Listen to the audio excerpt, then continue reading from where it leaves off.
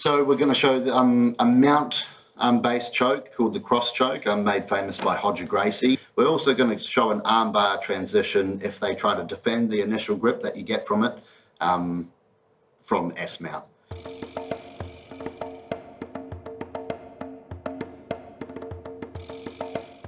Instead of trying to get a grip here and trying to be super obvious about it, where Morgan can see my intent from a mile away and he'll mitigate that with grips and whatnot, I'm just going to open this up and punch it down and worry about the grip when I'm down here.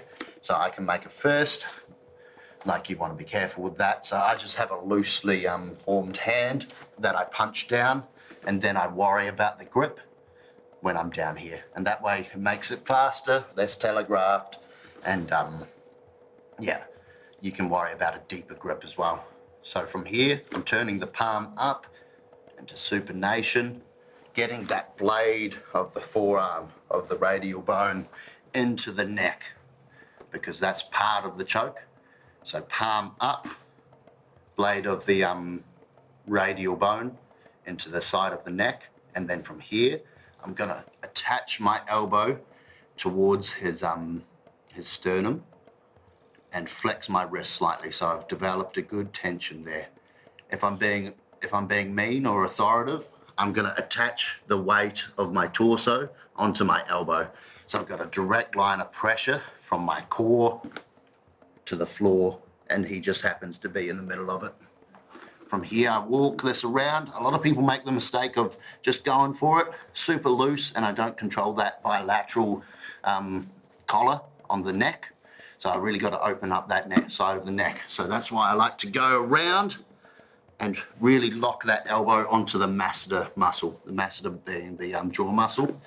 So I'm here, elbow in, wrist up, wrist flexion, radial bone in the neck, elbow in the sternum, and then I walk around locking that in. From here, I just grate the chin towards the grip I've already established and grab the top of his gi that lines his traps. From here, I'm good to go, where I pull that into me and I pull myself into him. My head might go towards the ground, but I'm forming that grip, upside down triangle. I pull it in by retracting my shoulders back to my core, puffing my chest out to meet it, and my head might fall to the ground. Really pull and pull. Bam, bam, pulling myself into him as I pull him into me. What happens if I form this choke and he wants to defend is he'll often implement his arms. He's not going to use anything else, so he's going to lift these elbows up.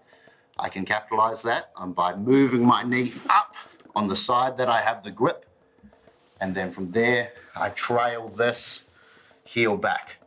If I get that transition good, I've never left the pressure on him. I've just moved this knee up and trailed this one, the heel, into the armpit.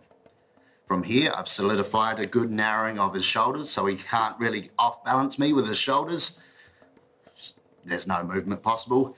He moves with his hips, and I'm so detached to his hips that they're less relevant to where I am, meaning that they're not going to compromise my base.